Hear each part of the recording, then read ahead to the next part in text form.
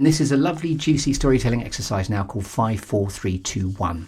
We've had 5 minutes to have thought about 4 things that have shaped you, 3 things that inspire you, 2 things that never fail to grab your attention, and then the 1 is a quirky or unusual fact about you and or the marketing detective agency.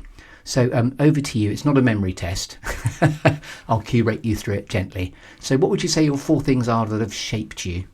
I think the very first thing that has shaped me, which came to mind, was the fact that I grew up as a black woman in apartheid South Africa. And the reason this shaped me is because there were lots of rules about what I wasn't allowed to do. I think the one that stands out is I wasn't allowed to go into a library. And it was like, it didn't make sense. Why not? Why can't I go into a library? And so that has really caused me to question everything to make sure, where does this rule come from? Is it valid? Does it apply to me? Do I want to follow it? And so I think that was a big part of my shaping.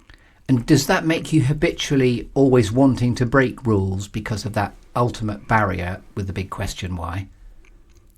I don't like being told I can't do things. So yes.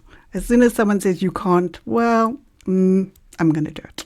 That's a lovely antidote to the completely unjust rules and regulations in society. That's fantastic. And how old were you, if I may ask, when you left South Africa? I've been here 10 years, so 40 when I left South Africa. Aging us both there. That's great. Fantastic. And what made you decide to come to the UK? I was very privileged. I was working for a company at the time. I was looking after Europe, Middle East and Africa for them. And there were lots of flights involved because I looked after 14 countries. And so they offered. They said, hey, it's going to be cheap for us if you live in the UK and fly everywhere. Do you want to do that? And my husband, my kids were young at the time. We thought, why not? Give it a chance. Yeah. If we hate it, we can go back, right? And yeah, we're still here and we love it. So you moved for your work, or was he also getting a job over here as well? No, just for me. Wonderful trailblazing husband as well. And how many children do you have? I have 2 children. Lovely. So second thing, and were you doing a marketing remit within the company that you were doing, EMEA? Yes, I was head of direct marketing for EMEA. Okay. And just what's the genesis of when you got going with the marketing detective agency? How old is that now? 5 years. So my daughter was just about to start, well, in my head it's called high school. Yeah. I think it's year 7 here or something. And I thought high school's hard for girls. And because of my traveling, I was literally in a different country every week. I never knew where I was. I was away from home a lot. Yeah. And so I thought, well, I want to be home more. I want to stay around more. And so that's when I quit the corporate world and started the marketing detective agency. And in your family background, do you have siblings as well? Yes, I've got 2 sisters. The one lives in Spain and the other one in Sweden. Wow, you're a tribe of global heads of yourself. Right We there. are. And may I ask, are your parents still with us in South Africa? Or? My mom's still alive. She's in Cape Town, so she's still there. My dad passed 10 years ago. Thank you for letting us know that too. Second thing that shaped you? The second thing is my parents, actually. My dad, as I said, he's been past 10 years now. He was very much he was very deliberate about what he thought was important.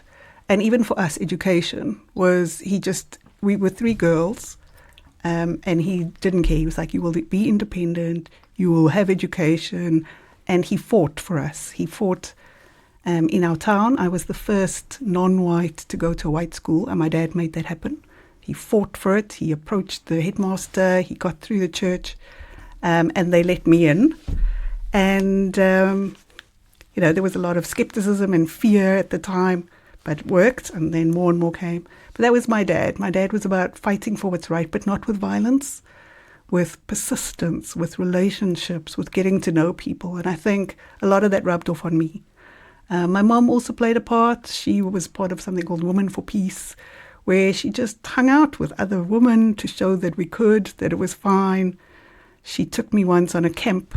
Again, we were mixed kids, to show that we could go camping in the wilderness together and, not kill each other, and it was fine. And so, my parents were gentle, but persistent, if that makes sense. And hugely courageous, given the historical imperative you're describing of apartheid as well. Absolutely. And so, I think they've had a huge part to play in who I am. if they had followed the status quo, we would be uneducated. Yeah. I'd probably working as a bank teller somewhere quietly with 10 children. Not that maybe I would have been happy doing that, but that wasn't what they wanted for us. And so they really made a different life for us. And to your own courage as well, what was that like, being the first black, pupil at the school? I didn't know I was 6. How fun. I just knew I had to be good. I knew I had to do well. I had to get straight A's because everyone was watching. And so looking back now, it had quite an impact in terms of who I am. I'm a perfectionist now. I take the world pressures on my shoulders. So a lot of that has to do with that 6-year-old who was like the poster child, make it happen or everyone's going to go, ha, we told you it was a failure. And was there a bit of a sort of poster child imperative going on? There was. Half the school was very brave. The headmaster at the time was super brave, the teachers, because half the parents took the kids out when they heard about me. Good grief. They were just like, nope, this is not going to happen. The kids that remained, the parents who let their kids remain, I'm still friends with today. They stood by me. I said things like I wasn't allowed in the library. They would get library books for me. I wasn't allowed in shops. They would go and get stuff for me. Like, they invited me to their homes. They were like, no, we're okay with this. And they opened their hearts and their minds. Where those who were like, no, we follow the government, they left. They moved to other schools. So the school lost out a lot.